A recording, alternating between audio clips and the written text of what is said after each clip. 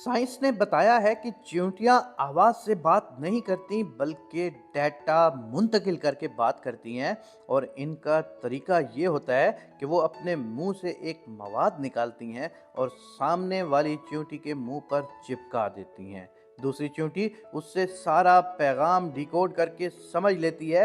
इसलिए आपने अक्सर देखा होगा कि आपकी दीवार पर चींटियों की लाइन चल रही होती है और ये चींटियां चलते चलते रुक कर दूसरी चींटी के मुंह से मुंह लगाकर आगे चली जाती हैं। ये वो अमल होता है जिसमें वो डेटा मुंतकिल करती हैं। हम बचपन में समझा करते थे कि शायद चींटियों को नजर नहीं आता और ये एक दूसरे से टकरा जाती हैं, लेकिन बेसिकली जब इस तहकीक की समझ आई कि ये अपना डेटा दूसरी चींटी तक मुंतकिल करती हैं और वो दूसरी चींटी इसी तरह डेटे को आगे मुंतकिल करती हैं। जदीद तहकीक में ये बात साबित हो चुकी है कि चींटियां आपस में ना सिर्फ बात करती हैं बल्कि एक जबरदस्त निज़ाम के तहत जिंदगी भी गुजारती हैं।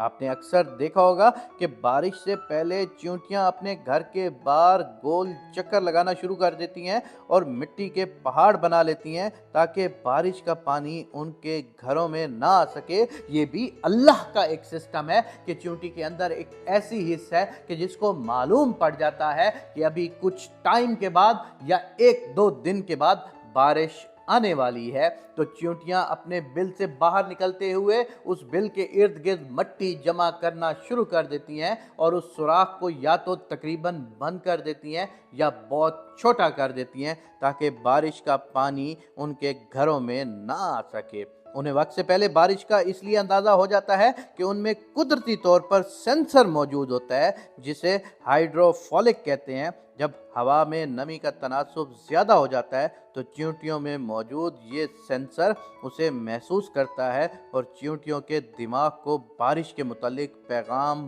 पहुंचाता है। इसलिए चींटियां बारिश से पहले ही अपने खाने पीने और रहने का इंतज़ाम कर लेती है। महकमा मौसमियात वाले भी इस अमल को दोहराते हुए हवा में नमी का तनासुब नोट करते हैं और फिर बताते हैं कि बारिश के क्या इम्कानात हैं। आखिर में बस इतनी सी अर्ज है कि चलते हुए देखकर चला करें ताकि चींटी की मसरूफ और खूबसूरत दुनिया में आपका पाँव कयामत न बर्पा कर दे। आपको नहीं मालूम कि हर जानदार एक अपनी जिंदगी गुजार रहा है और उसकी जिंदगी के खात्मे के भी कुछ तरीके हैं।